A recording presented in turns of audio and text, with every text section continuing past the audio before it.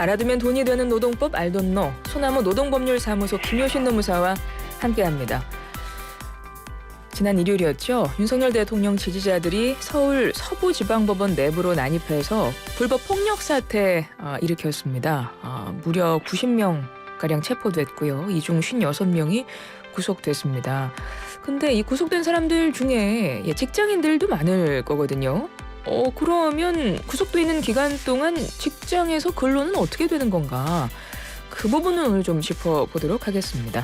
김효신 노무사 화상으로 만나봅니다. 노무사님 안녕하세요. 네, 안녕하세요. 김효신입니다.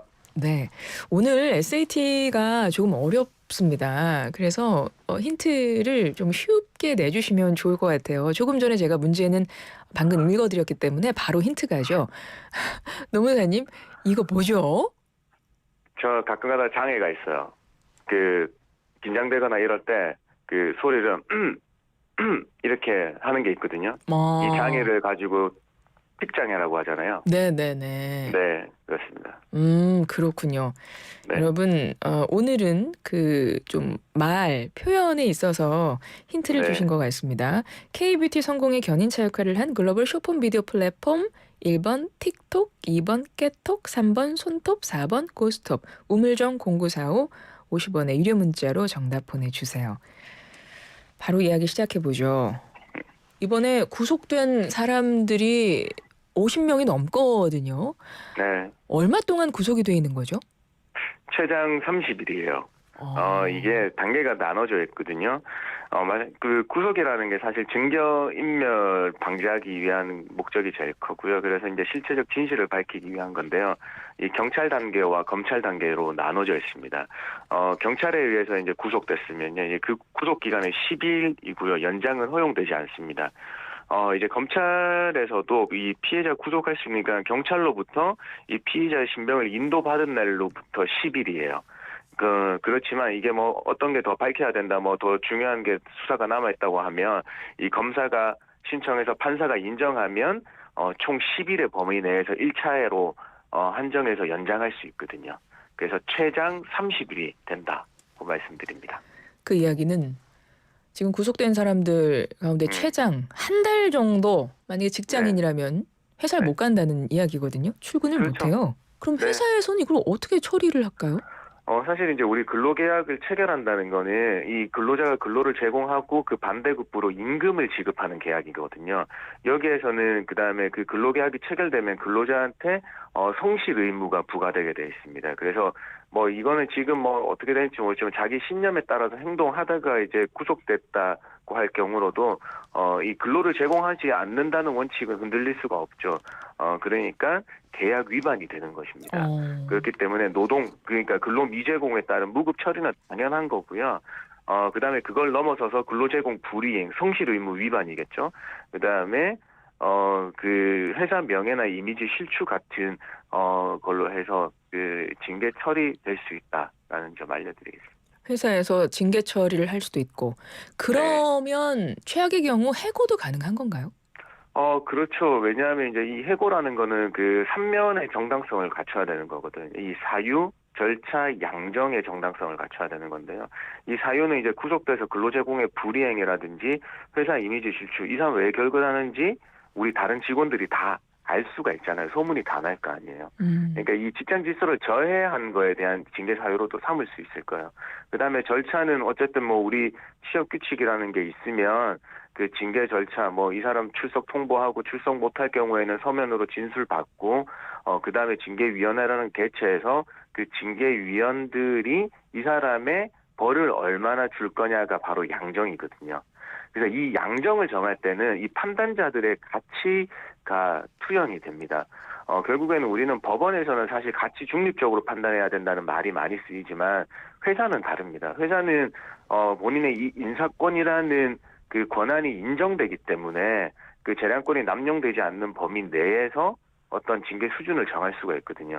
그래서 이 회사가 굉장히 뭐 좀 엄격한 회사라고 하면 해고까지 이룰 수 있겠지만 조금 더 그런 걸 좀 봐주고 조금 더 하려는 회사들은 조금 더 낮을 수도 있겠죠. 네. 구속되어 있는 기간 동안에 그러면 급여는 어떻게 됩니까? 그러니까 말 그대로 근로를 제공을 해야 임금이 나오는 건데 그렇지가 그렇죠. 않은 상황이잖아요.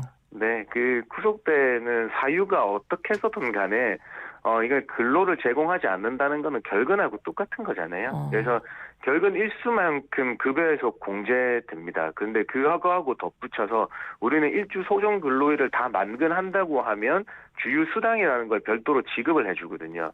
근데 이제 월급제 근로자들 같은 경우에는 별도 지급은 없고 그 월급에 다 포함되어서 이 근로시간이 설계되게 되어 있습니다. 그러니까 이분들 같은 경우에 직장인이라고 하면 월급제 근로자들이 대부분이기 때문에 결근한 일수에 대한 일할 공제가 들어가고 그 다음에 그 주휴를 못 받는 일수까지 다 합해서 공제가 되겠죠. 그렇군요. 네.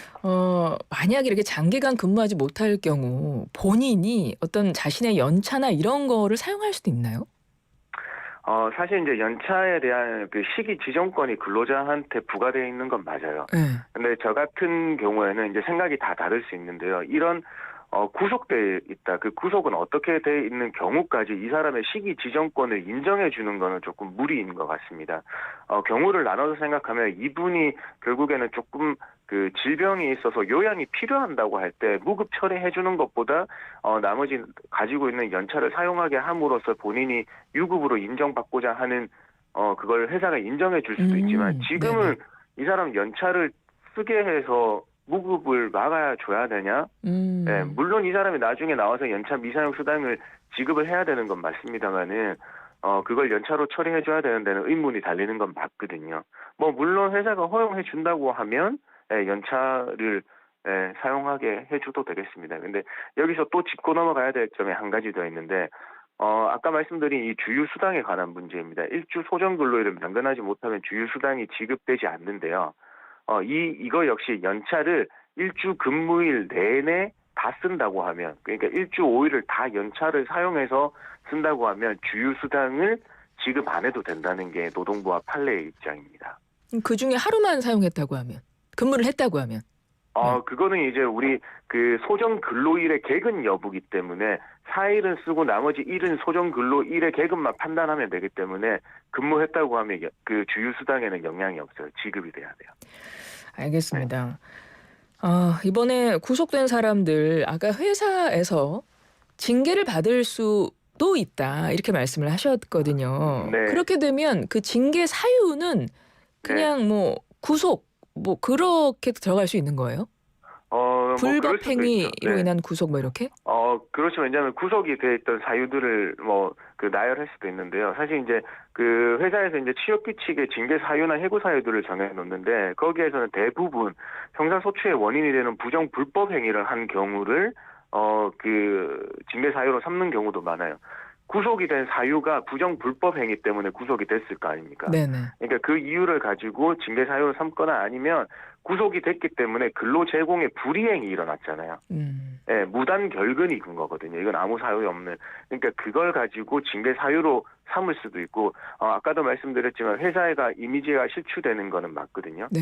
왜냐하면 이 직장인들, 동료 직원들에게서의 직장 질서에 그런 무너지는 행위들이 발생하는 거기 때문에 그 실추한 행위들 가지고 징계 사유로 삼을 수 있겠습니다. 그러니까 취업 규칙에 따라서 회사가 징계를 할 수가 있는데 그 취업 네. 규칙 안에 뭐 이제 구속이란 단어가 없다 하더라도 그렇죠. 그 네. 의미를 담고 있는 그러니까 구속된 이유가 있을 테니까 그런 게 네. 있다면 징계 사유가 취업 규칙에 하나요. 취업 규칙에 따라서 이제 가능하다 그 말씀이신데 만약에 사업장에 따라서 이 취업 규칙 같은 게 없을 수도 있잖아요. 그럴 때는 네. 어떻게 될까요? 그냥 우리 일반 사회 통념으로 생각해 주시면 돼요. 그 꼭 사유가 아무 기재되어 있는 규정이 없다고 하더라도 이것처럼 뭐 구속돼서 근로 제공을 못하는 경우, 회사 이미지가 실추된 경우 이거는 당연히 징계 사유로 삼을 수 있거든요. 그래서 이제 그게 없다고 너무 크게 염려하실 부분 아닌 것 같습니다. 네. 자, 이번 경우는 뭐 사회적으로 무리가 되고 있고 또 엄벌에 처한다고 정부 입장도 그렇습니다. 이럴 경우에 회사에서도 뭐 강경하게 나가게 되지 않을까 이런 생각이 들긴 하거든요. 어떻습니까?